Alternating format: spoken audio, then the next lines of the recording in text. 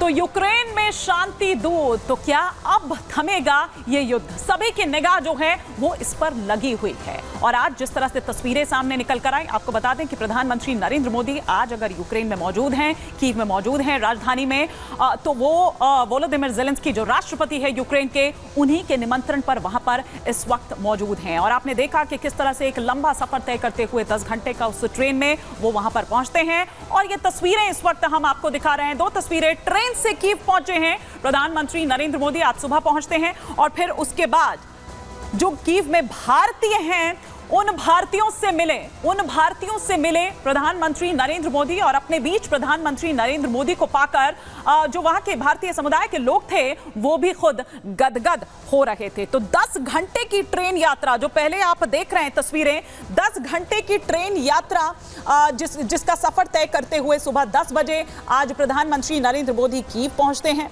और जिस तरह से दूसरी तस्वीर आप यहां पर देख रहे हैं कि जो भारतीय समुदाय के लोग वहां पर थे उनका स्वागत करते हुए आप यहां पर देख पा रहे हैं। लेकिन इस पर सभी की निगाह लगी हुई है कि यहां से क्या, देखिए वो 4 समझौते भी हम लगातार आपको बता रहे हैं जो भारत और यूक्रेन के बीच में हुए हैं, लेकिन साथ ही साथ इस दौरे का जो मकसद है या जो माना जा रहा है वो प्रधानमंत्री नरेंद्र मोदी का शांति का संदेश, जो इससे पहले भी वो दे चुके हैं, क्योंकि युद्ध क्षेत्र में है और पहली बार ऐसा कोई भारतीय प्रधानमंत्री है जो युद्ध क्षेत्र में हो या 30 साल बाद, 31 साल बाद वो वहां पहुंचेंगे। तस्वीरें उस वक्त की हम आपको दिखा रहे हैं जब प्रधानमंत्री नरेंद्र मोदी कीव पहुंचते हैं, ट्रेन से कीव पहुंचते हैं 10 घंटे का वो सफर तय करने के बाद। तो वहां पर उनका स्वागत के लिए देखिए ये फोर्स 1 ट्रेन है जहां पर तमाम जो स्पेशल जो लोग होते हैं उनके लिए दरअसल ये चलाई गई है, उसमें ये लोग सफर करते हैं। और ये तस्वीरें हम आपको दिखा रहे हैं कि किस तरह से वहां पर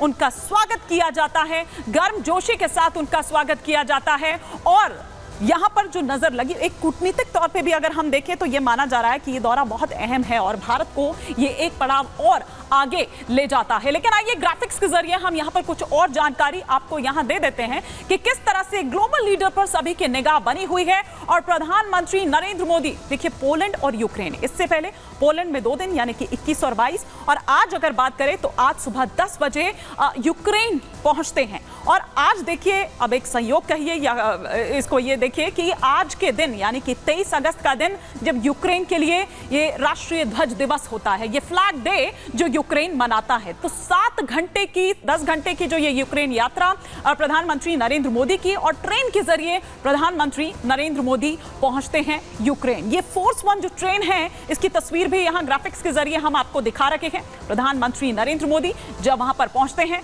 तो उनका स्वागत करते हैं वो लोग भी, वहां पर जो भारतीय समुदाय के थे वहां पलक पावड़े बिछाए वो बैठे रहते हैं, क्योंकि उनके देश का मुखिया जो है, प्रधानमंत्री जो है, वो वहां पर पहुंचता है।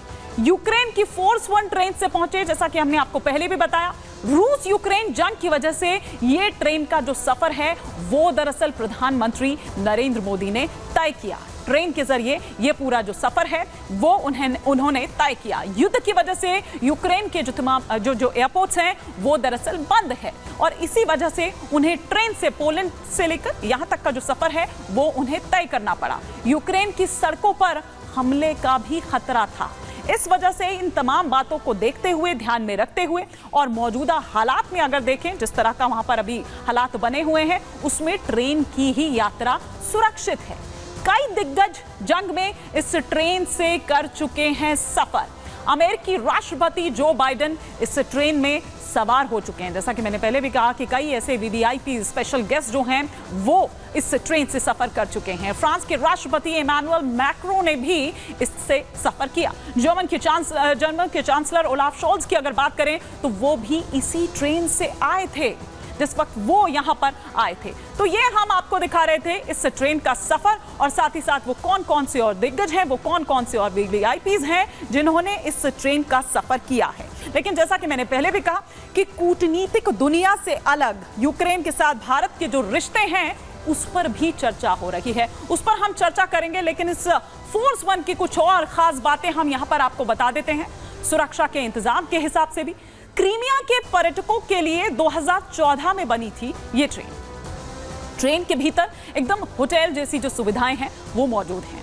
मीटिंग के लिए, बैठक के लिए अलग से आलीशान कमरे जो हैं वो भी बनाए गए हैं। अगर आपको आराम करना है तो आपके रेस्ट के लिए, सोने के लिए बेहतरीन व्यवस्था वहां पर की गई है। वीआईपी यात्रियों के लिए, सुरक्षा के लिए उन्नत सुरक्षा जो उपकरण हैं वो वहां पर हैं। बख्तरबंद खिड़कियों से लेकर सुरक्षित संचार प्रणाली, फोर्स 1 पर रहती है सुरक्षा एजेंसियों की निगाह। ट्रेन में डीजल इंजन का इस्तेमाल किया जाता है। यात्रियों को सुरक्षा के लिए हथियारबंद कमांडोज भी मिलते हैं, वो हथियारबंद कमांडोज भी वहां पर होते हैं। तो ये हमने आपको इसकी खास बात क्या है वो यहां पर बता दी। लेकिन जैसा कि पहले भी हमने आपको बताया कि देखिए कूटनीतिक लिहाज से अगर हम देखें तो यहां भारत और यूक्रेन के जो रिश्ते हैं उनकी काफी ज्यादा चर्चा हो रही है। और जब प्रधानमंत्री नरेंद्र मोदी यहां पहुंचते हैं, ये देखिए ये वो भारतीय समुदाय है जो उस वक्त वहां पर मौजूद था। जैसे ही प्रधानमंत्री नरेंद्र मोदी उस धरती पर पहुंचते हैं वैसे ही वहां पर जय श्री राम का उद्घोष होने लगता है, जय श्री राम के नारे लगने लगते हैं, मोदी मोदी के नारे। एक बार सुनिए जरा, एक बार हम वो एम्बियंस सुनाएंगे कि किस तरह से अलग ही उत्साह देखने को मिला भारतीय समुदाय।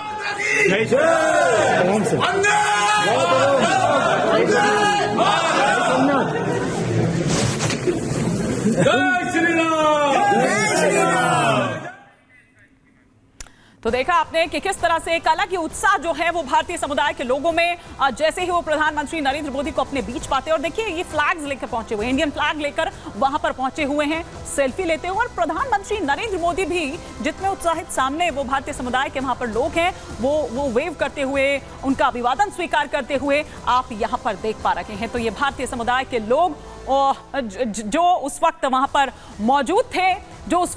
मौजूद थे और किस तरह से उत्साहित वहां पर वो नजर आ रहे थे प्रधानमंत्री को अपने बीच वहां पर पाकर। तिरंगा झंडा लिए वो उस वक्त वहां पर पहुंचे हुए थे प्रधानमंत्री नरेंद्र मोदी का स्वागत करने के लिए। तो तस्वीरें ये हम आपको यूक्रेन की राजधानी कीव से दिखा रहे हैं, जहां पर इस वक्त प्रधानमंत्री नरेंद्र मोदी इस वक्त हैं।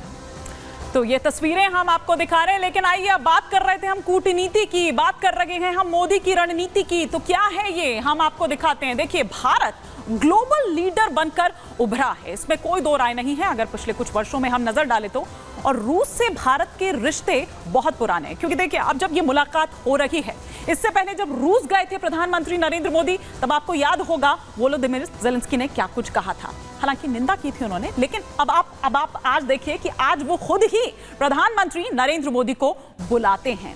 शांति का संदेश की यहां पर बात हो रही है। इस जंग से दोनों देशों को नुकसान हो रहा है, ये प्रधानमंत्री ने पहले दिन से ही ये बात यहां पर कही है। जंग का असर पश्चिमी देशों पर भी पड़ रहा है। सभी चाहते हैं कि युद्ध को खत्म कर दिया जाए, क्योंकि युद्ध जो है वो किसी के भी हित में नहीं है। ग्लोबल मंच पर भारत एक गुटनिरपेक्ष देश है। रूस और यूक्रेन दोनों देशों से ही भारत के रिश्ते अच्छे हैं। राष्ट्रपति वोलोदिमीर ज़ेलेंस्की के निमंत्रण पर पहुंचे हैं कीव। 30 साल बाद कोई भारतीय प्रधानमंत्री यूक्रेन पहुंचा है, कीव पहुंचा है। पीएम मोदी कई मौकों पर कर चुके हैं शांति की अपील।